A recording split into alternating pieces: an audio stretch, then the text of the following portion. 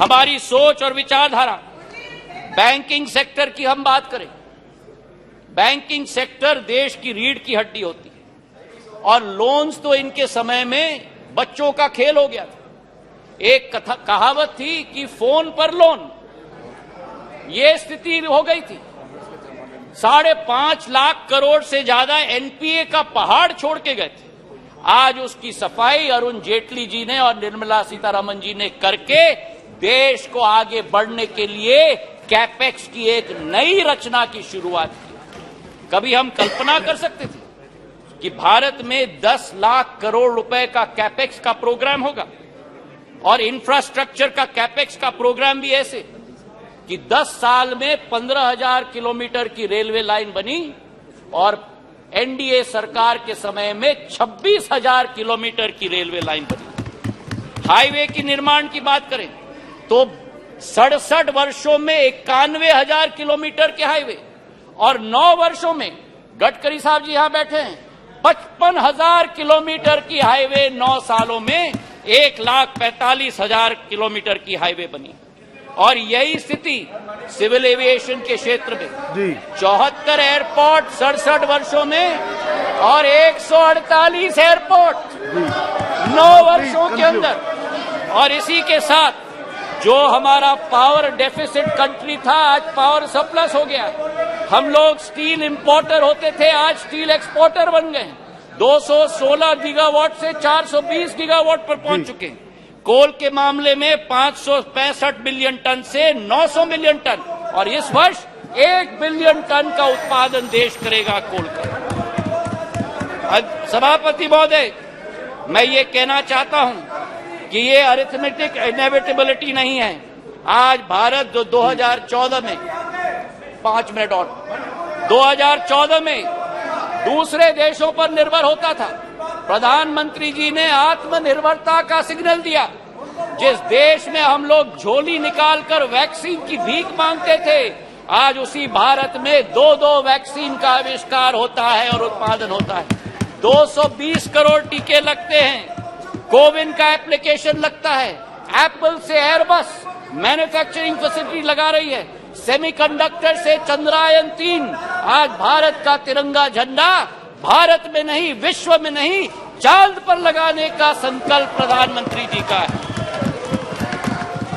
Auto के sector में 7 number से 3 नंबर, टेलीकॉम के सेक्टर में 12 नंबर से 2 नंबर। ये अरिथमेटिक इनएविटेबिलिटी नहीं है, ये सशक्त नेतृत्व और दक्षतापूर्ण सरकार का परिणाम है। मेरे सभापति महोदय, प्रधानमंत्री जी का संकल्प है कि तीसरी पारी में भारत वे वर्ल्ड क्लास इंफ्रास्ट्रक्चर गांव गांव तक हम पहुंचाएंगे, ये मोदी जी की गारंटी है। तो आज सभापति महोदय, ये स्वच्छ इंडिया अभियान की बात कर रहे हैं। ये कहते हैं कि नफरत के बाजार में मोहब्बत का दुकान लाएंगे। इनका दुकान तो भ्रष्टाचार का दुकान है, झूठ का दुकान है, तुष्टीकरण का दुकान है, अहंकार का दुकान है। केवल का नाम दुकान का बदलते हैं, सामान वही है।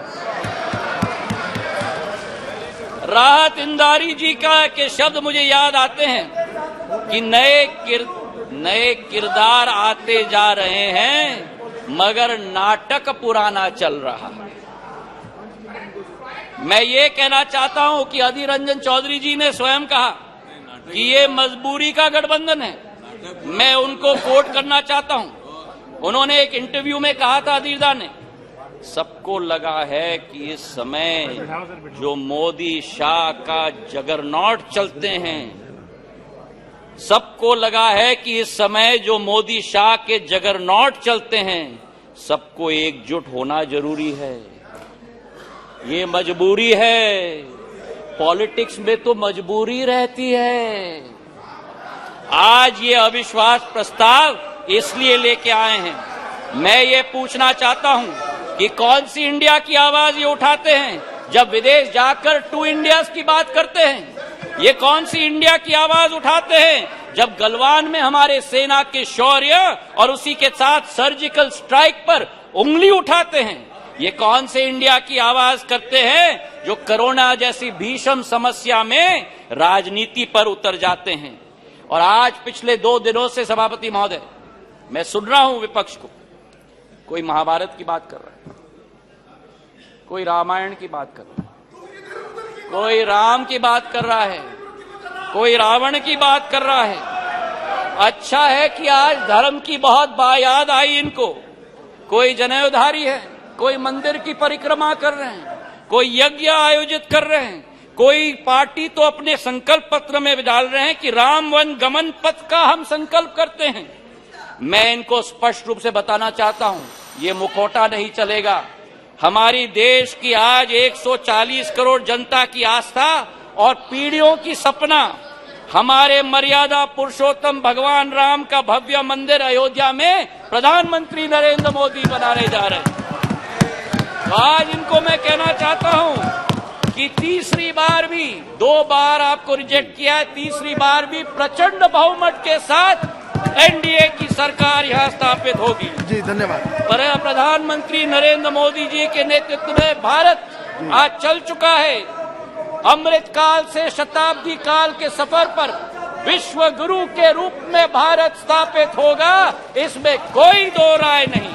और आप इस सत्य को अपने झूठ के साथ पराजित नहीं कर सकते। मैं अंत में 4 लाइन करके अपना बात समाप्त करता हूं।